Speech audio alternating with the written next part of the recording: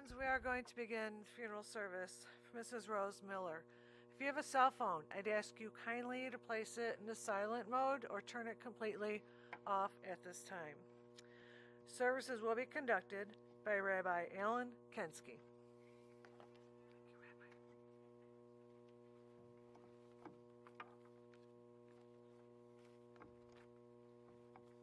Begin with the 23rd Psalm. Mizmor leDavid, Adonai ro'i lo echsar. Binot deshe yarbitzeni al mei menuchot yinahaleni.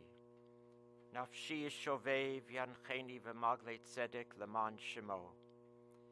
Gam ki elech begates al mavet lo ira ra ki atayim adi. Shivtecha mishantecha hema yinachamuni. Taroch lefanai shulchan neged zorerai.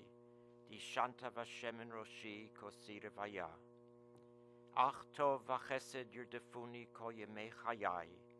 V'shavti bevet Adonai le'orech yamim. The Lord is my shepherd, I shall not want. He has me lie down in green pastures. He leads me beside the still waters. He guides me on paths of righteousness. He revives my soul for the sake of his glory. Though I walk in the valley of the shadow of death, I fear no harm, for you are with me. Your staff and your rod do comfort me. You set a table in sight of my enemies. You anoint my head with oil. My cup overflows. Surely goodness and mercy shall follow me all the days of my life, and I shall abide in the house of the Lord forever. Read from the book of Ecclesiastes, Kohelet.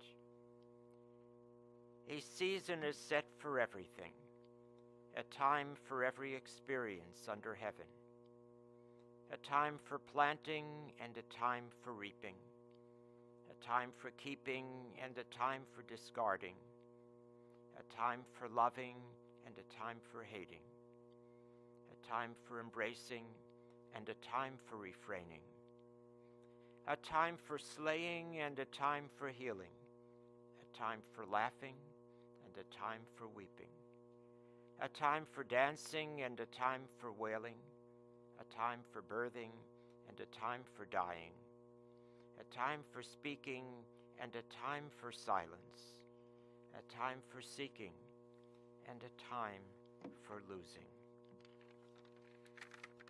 Now read the beautiful reading, A Woman of Valor, Eshet Chayil, chapter 31 in the book of Proverbs, the reading that Rose's husband, of blessed memory, Nat, said on many an occasion on a Shabbat or festival in her honor.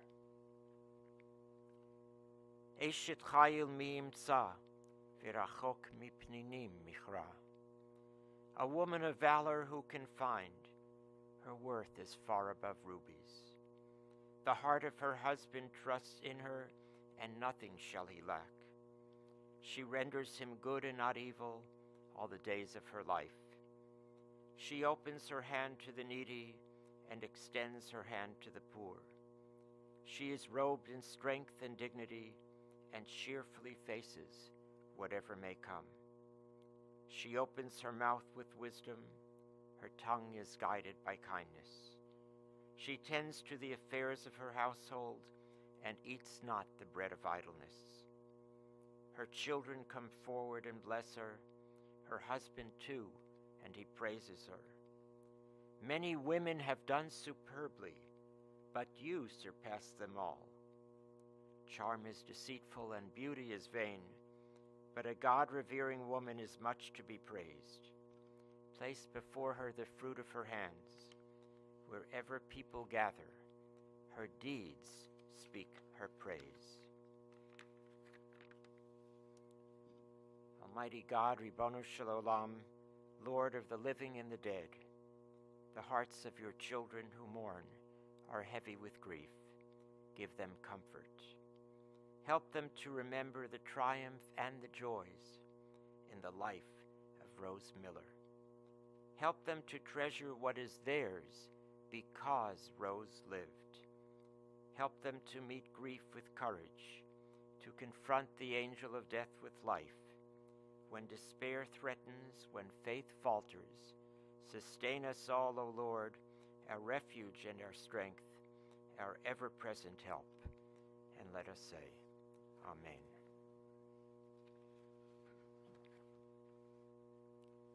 We come together in sadness this afternoon to bid farewell to Rose, a most beloved mother, grandmother, great-grandmother, sister, aunt, and member of our community. In Hebrew, Rose's name was Rivka, the name of our people's matriarch, Rebecca. Our Rivka, our Rose, was like the biblical Rivka, matriarch of her family. And like the Rivka of the Bible, our Rose was a woman of strength and character. Rose died after a long life and a slow but inexorable decline. Today, our mission is to remember Rose for the vital, giving, loving human being she was, one who always put others first and who contributed in so many ways to her family and to the community. Rose set a standard and an example for her family, an example that will inspire them for the rest of their lives. Rose was born in Chicago, the oldest of 7 children, born to Helen and Nathan Herskovitz. Her family was the sole Jewish family in her Little Italy neighborhood, where her father ran a tailor shop and the family lived in the back of the store. From her father, Rose mastered the skill of sewing. Rose was a strong student at Jones Commercial High School, where she was a member of the school's first graduating class. After high school, she worked at a 5 and 10 store and at other jobs. As the oldest sister, she helped take care of her younger siblings. Rose was always impeccably groomed, began to polish her own nails at age 11, and throughout her life she took pride in how she was dressed and enjoyed it when she was complimented on her choice of outfit. She was a true lady. Rose's life took a turn when she met Nat at his brother's wedding. Nat lived in New York and Rose in Chicago. They nurtured their relationship through correspondence and soon were married in Chicago. Nate and Rose's marriage of 69 and a half years was a true partnership marked by much love and mutual devotion and support. After living in New York for a number of years, they returned to Chicago and took up residence in Evanston. Soon they were to become actively involved in their congregation, Mikdashel. Rose was actively involved with the congregation's sisterhood. She ran the gift shop, made centerpieces for events, and organized Oneg Shabbats. On Rosh Hashanah, she invited the congregation over for Kiddush following services. She made the baked goods from scratch. Rose was a true homemaker. Her house was spotless, and she was known for her cooking. She cooked Hungarian style, was known for her stuffed cabbage and mandel bread, stuffed chicken and chopped liver, brisket, turkey, stuffed veal roast, farfalle and mushrooms, challah French toast, scrambled eggs, and I hope I'm not making you hungry, and her orange kiss-me cake, turtle cookies, and brownies. She hosted many a holiday meal and Hanukkah party. Rose learned to garden from a neighbor across the alley in Evanston, and outside her home, she tended to a rose garden of some 40 bushes. She served as room mother in Barbara's and Debbie's classes in public school. When her children grew older, she began to work outside the home, working at the office of the National Merit Scholarship Organization in Evanston for some 25 years. Rose and Nat moved to Wilmette in 1972 and were members of Beth Hillel congregation for some 40 years. When I came to Beth Hillel, they were among the most beloved and revered members of the congregation. Nat's leadership of the men's club was legendary. Nat and Rose loved the synagogue and were there every Shabbat. If they weren't there, I knew something was wrong. When they walked into the synagogue on a Shabbat morning, their faces radiated joy.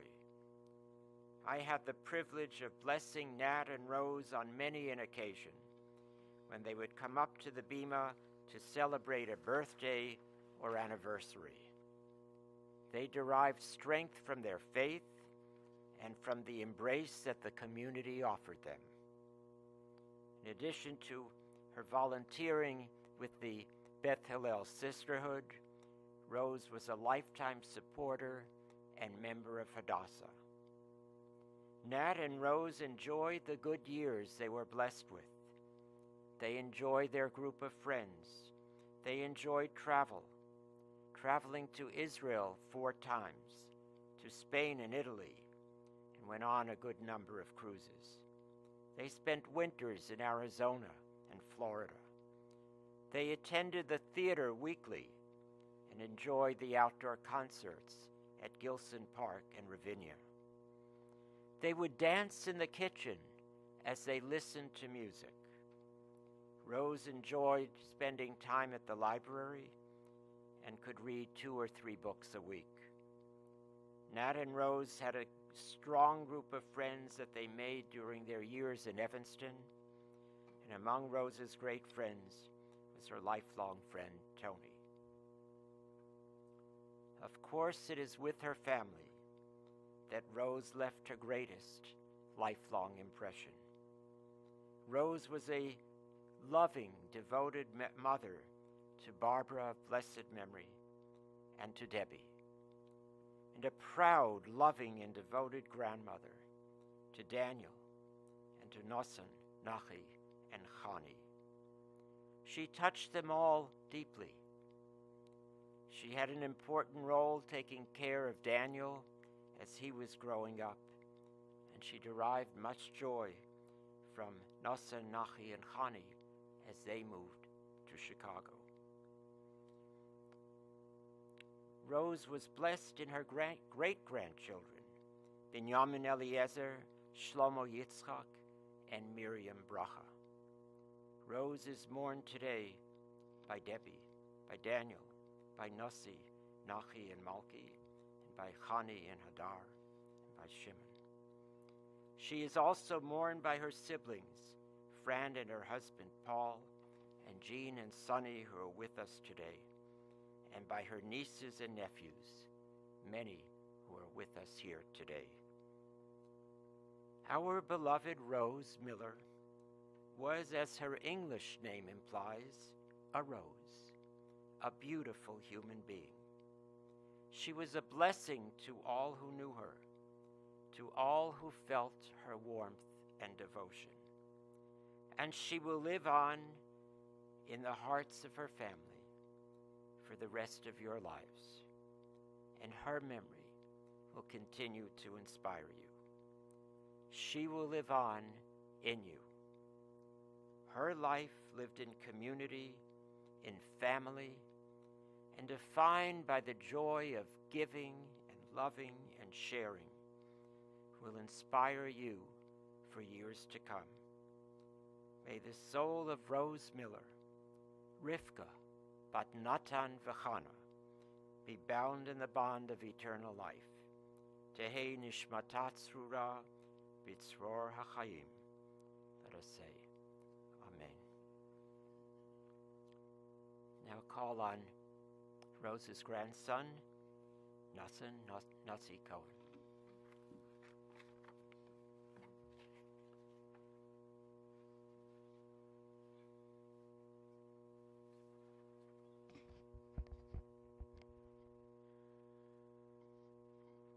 First, I'd like to mention that my sister Khani, who lives in Israel, sincerely regrets that she couldn't be here today. She's watching via Skype, and she asked me to say a few words. Grandma, I miss you. I miss your love, your light, and your positive outlook. I admire how you showed so much respect to others. You focused on giving to others and making our lives brighter. Thank you for being such a wonderful grandma to me. Thank you for encouraging me to study in Israel for a second year and to continue my education. Thank you for looking out for my happiness and for all that you did for me. Thank you for sharing your beautiful Jewish values with me. Thank you for being a loving and giving great grandma to my children, Binyamin Eliezer, Shlomo Yitzchak, and Miriam Bracha. I love you so much and will miss you. Love, Khani. Rose Miller, or Rosie, as she was so affectionately referred to, was a daughter, a sister, a mother, a grandmother, and even a great-grandmother. To me, Rose was grandma.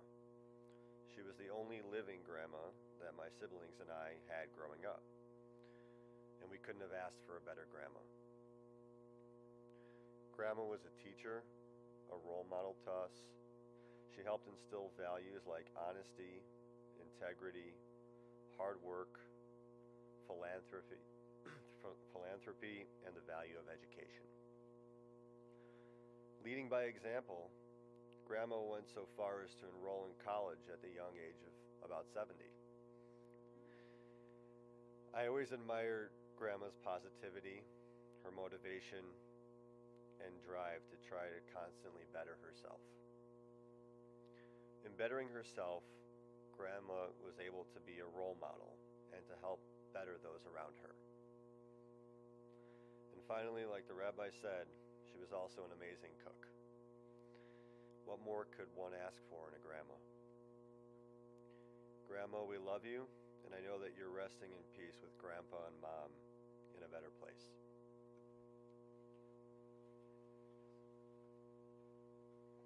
Now call on grandson Nachi Cohen.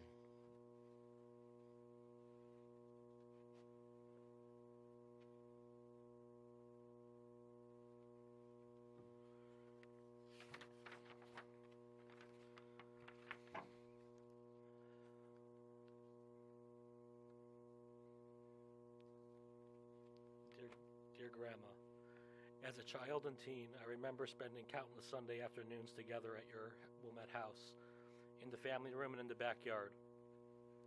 I looked forward to these visits and always wanted to come more often.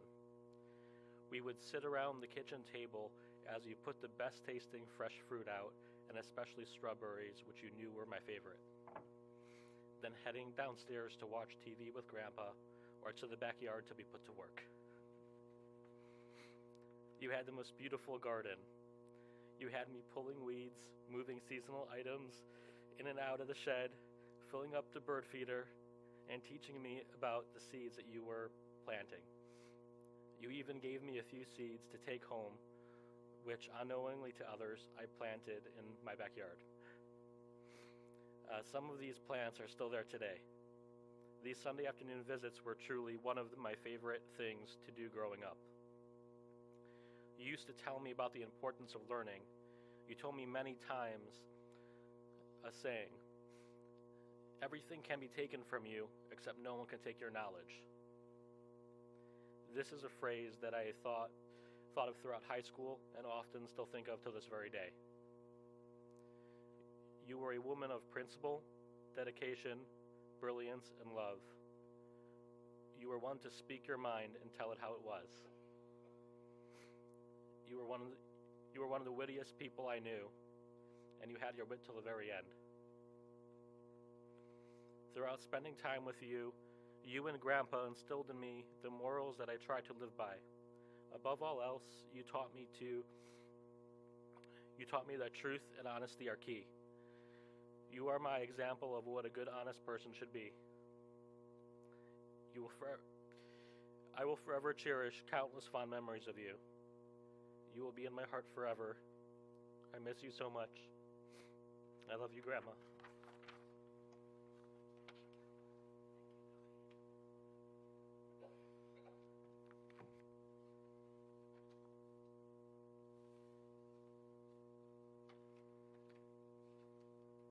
Now call on Rose's grandson, Daniel Rosenstein.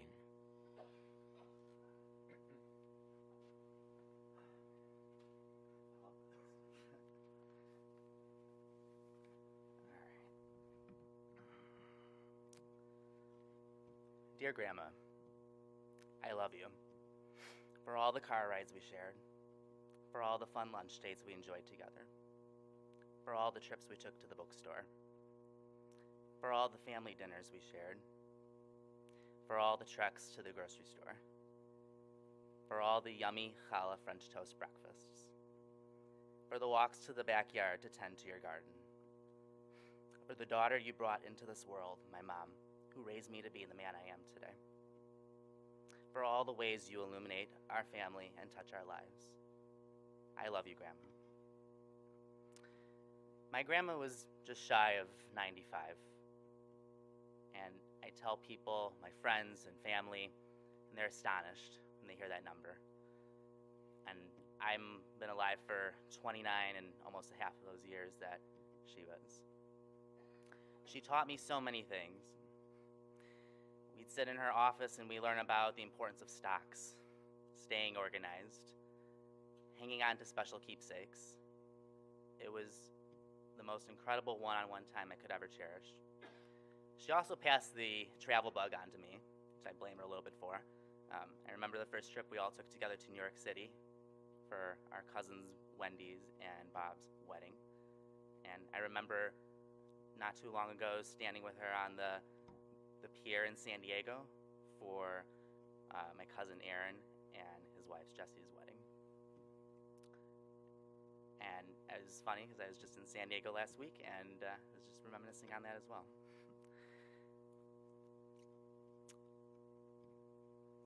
Our grandma was so entranced in Jewish culture, as the rabbi so beautifully described. I remember countless Shabbats together, countless family dinners at home, out. Grandma loved going to this restaurant. It was called Johnny's Kitchen and Tap. Probably still exists. She also loved going to Maryland's for brunch with all of the cousins and aunts and uncles. That was a Sunday tradition. I remember many of those. And you could just see her light up when she was with them. To be with her family meant so much.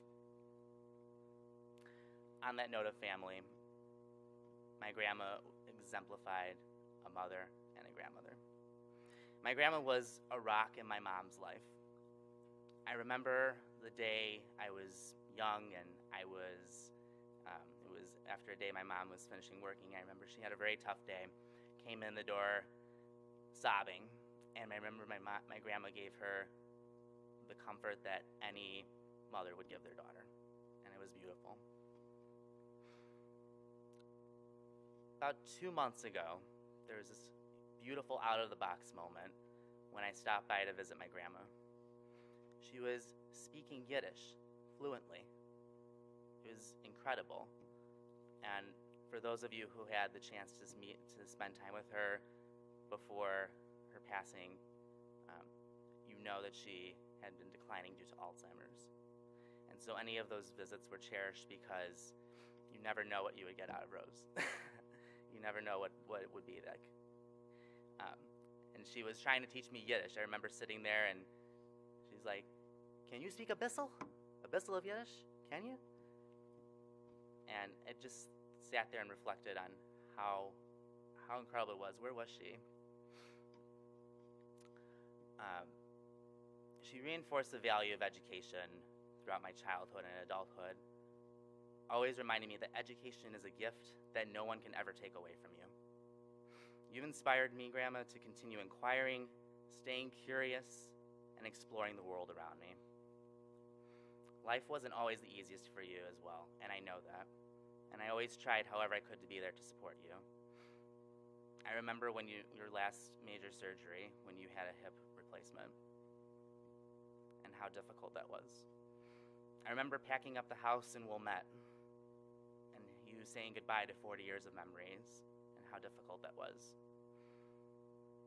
I watched you decline and saw you go through dementia and Alzheimer's, and I say that because I remember the grandma before that, and she was still the same person to me no matter what.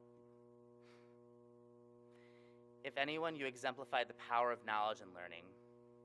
As the rabbi so wonderfully said, my grandma was part of the first class to graduate from Jones Commercial High School in the South Loop in 1942.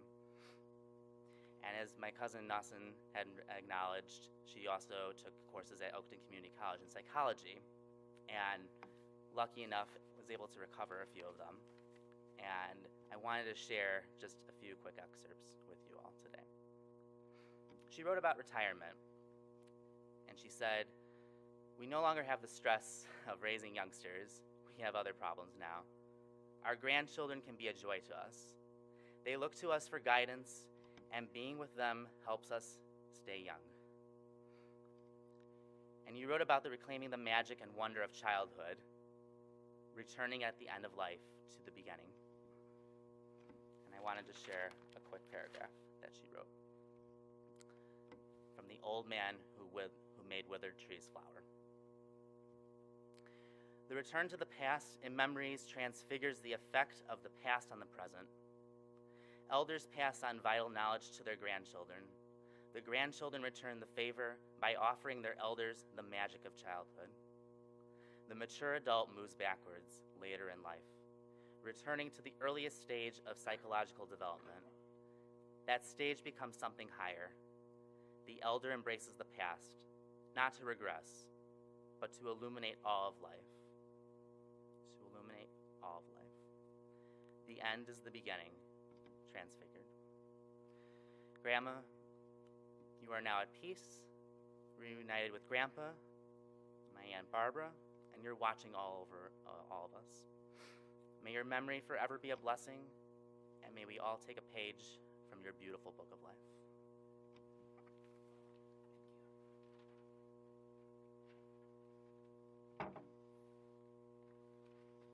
Now call on Rose's daughter, Debbie Miller Rosenstein.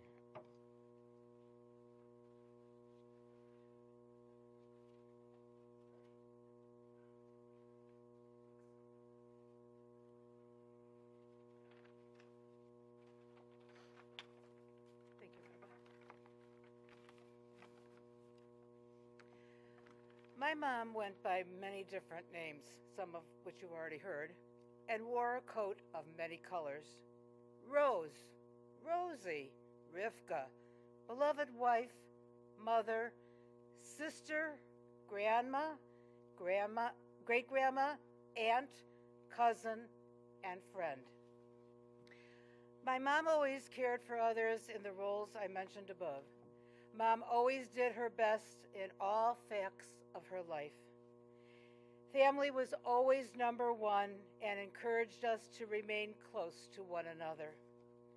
Her knowledge of reading, working, and raising us was so special. Mom was voracious in her reading of all types of books throughout her life, including the daily newspaper and other publications. She loved gardening and had a beautiful garden to show for it, which included her incredible rose section. It was amazing to see that. Mom's love of cooking and entertaining was number one. She always took pride in presenting meals that were eye-appealing and delicious. When I turned 16, Mom made a party at the house for about 20 ladies. She hand-fried every piece of chicken and made all the side dishes. It was an affair to remember. I am so proud that Mom went back to school when she was 75 years old, or maybe it was 70, but she aced her papers and the class, but was not able to continue due to personal circumstances. Her travels took her all over, and she had many great experiences. Her love of animals was not high on her list until Coco came into our family.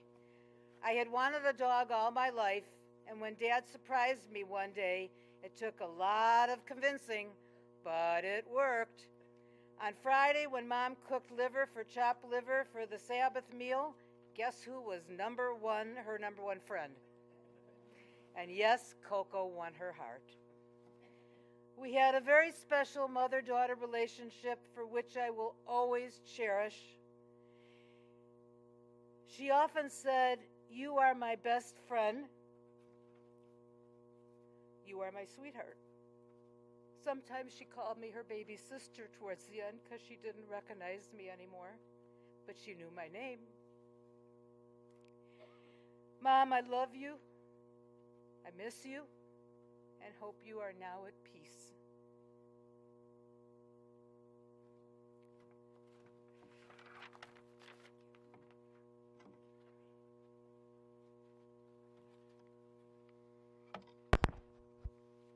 Please rise for the memorial prayer.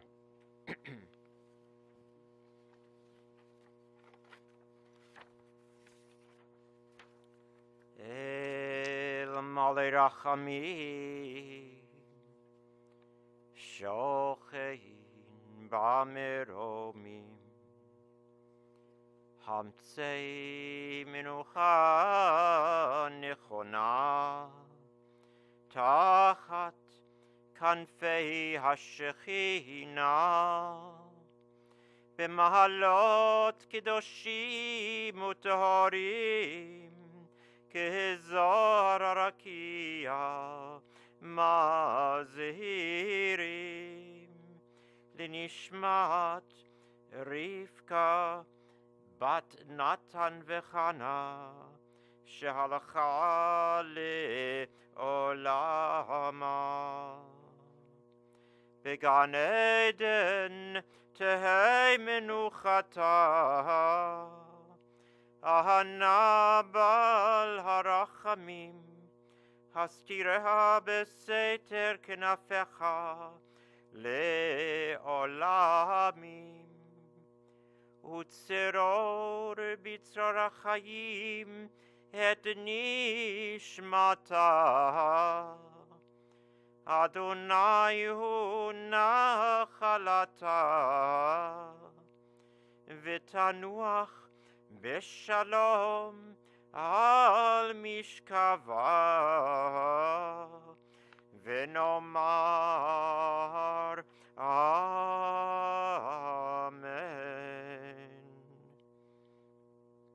O God, exalted and full of compassion, grant perfect peace in your sheltering presence among the holy and pure, to the soul of Rose Miller, Rivka Bat Natan Vechana, who has gone to her eternal home. Master of mercy, we beseech you, remember all the worthy and righteous deeds that she performed in the land of the living. May her soul be bound up in the bond of life. The Lord is her portion. May she rest in peace. And let us say, Amen.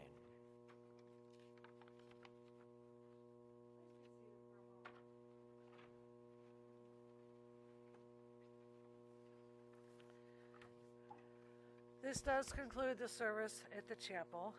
The family will be receiving condolences today upon their return from the cemetery at the Arlington Club Condo Club House, and that's the upper level, and it's 1610 Newbern Court in Wheeling. They'll be immediately following the cemetery today until 8 o'clock, and Tuesday and Wednesday as well, from 3 until 7:30, with Minyan each day at 7 p.m. If you didn't receive a pamphlet when you entered the chapel, please get one when you leave. It has the hours and the address as well. Interment will take place at Shalom Memorial Park, that's 1700 West Rand Road in Arlington Heights, The procession will be forming at the west side of the building. Please keep in mind a few safety features while in the procession. Keep your bright headlights on at all times. Put your emergency blinkers on. Attach the orange funeral sticker to the passenger portion of your front windshield, and we will also attach a flag to the roof of your car. And please stay as close as safety permits to the car in front of you. The following people have been selected to serve as pallbearers. When I call your name, if you could come forward, please. Daniel Rosenstein, Nahi Cohn, Ryan Zeman, Nasan Cohn, Larry Herskovitz, and Alan Herskovitz. At this time, I would ask that everyone please rise as the rabbi and the family are escorted from the chapel.